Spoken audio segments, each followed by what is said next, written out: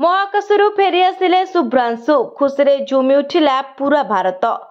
ଐତିହାସିକ ଆକ୍ସିଆମ୍ 4 ମିଶନ ପୂରା କରି ଭାରତ ପାଇଁ ଇତିହାସ ରଚିଛନ୍ତି ଶୁଭ୍ରାଂଶୁ, ଯାହା ଆଗାମୀ ଦିନରେ ଭାରତୀୟ ମହାକାଶ ବିଜ୍ଞାନକୁ ନୂଆ ଦିଶା ଦେଖାଇବ। ଏ ସେହି ବହୁତ ପ୍ରତୀକ୍ଷିତ ମୁହୂର୍ତ୍ତ, ଯାହାକୁ ପୁରା ଦେଶ ଅପେକ୍ଷା କରିଥିଲା। ଡ୍ରାଗନ କ୍ୟାପସୁଲରୁ ପୃଥିବୀ ପୃଷ୍ଠରେ ପାଦ ପକାଇବା କ୍ଷଣି ସମଗ୍ର ଦେଶ କହିଥିଲା ସ୍ୱାଗତମ୍ ଶୁଭ୍ରାଂଶୁ। କାନ୍ଦି ପକାଇଥିଲେ ବାପା ଓ ମା, ଖୁସିରେ ଝୁମି ଉଠିଥିଲେ ଦେଶବାସୀ। କାରଣ 18 ଦିନ ଅନ୍ତର୍ଜାତୀୟ ସ୍ପେସ୍ ଷ୍ଟେସନରେ ରହଣି ପରେ ପୃଥିବୀକୁ ସୁରକ୍ଷିତ ଭାବରେ ଫେରିଥିଲେ ଭାରତୀୟ ମହାକାଶଚାରୀ ଶୁଭ୍ରାଂଶୁ ଶୁକ୍ଲା।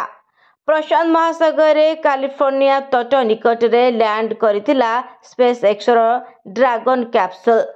ସାଥୀ 3 ମହାକାଶଚାରୀଙ୍କ ସହ ସୁରକ୍ଷିତ ଭାବରେ ଶୁଭ୍ରାଂଶୁ ବାହାରିବା ପରେ ପୁରା ବିଶ୍ୱ ଆଶ୍ୱସ୍ତ ହୋଇପଡ଼ିଥିଲା। ଶୁଭ୍ରାଂଶୁ ପୃଥିବୀ ପୃଷ୍ଠରେ ପାଦ ଦେବା ପରେ ଚାରିଆଡ଼ୁ ଛୁଟିଛି ଶୁଭେଚ୍ଛାର ସୁଅ। ପ୍ରଧାନମନ୍ତ୍ରୀ ନରେନ୍ଦ୍ର ମୋଦି ଏକ୍ସ ହ୍ୟାଣ୍ଡେଲରେ ପୋଷ୍ଟ ସେୟାର କରି ଶୁଭେଚ୍ଛା ମଧ୍ୟ ଜଣାଇଛନ୍ତି। ଶୁଭ୍ରାଂଶୁଙ୍କର ଏହି ଯାତ୍ରା ଲକ୍ଷ ଲକ୍ଷ ଭାରତୀୟଙ୍କ ପାଇଁ ପ୍ରେରଣା ସାଜିଛି।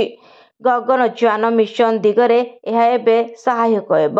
ଦୀର୍ଘ 22 ଘଣ୍ଟାରୁ ଅଧିକ ସମୟ ବିପଦପୂର୍ଣ୍ଣ ଯାତ୍ରା ପରେ ମହାକାଶରୁ ପୃଥିବୀ ପୃଷ୍ଠରେ ପହଞ୍ଚିଛନ୍ତି ଶୁଭ୍ରାଂଶୁ।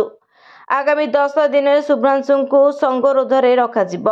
ଏହି ସମୟରେ ତାଙ୍କର ସ୍ୱାସ୍ଥ୍ୟ ପରୀକ୍ଷା କରାଯିବ।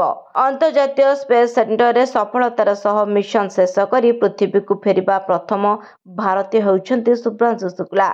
ଏହି ଐତିହାସିକ ମିଶନ ଆଗକୁ ଭାରତ ପାଇଁ ବିଭିନ୍ନ ମହାକାଶ ମିଶନରେ ବେଶ୍ ସହାୟକ ସାଜିବ।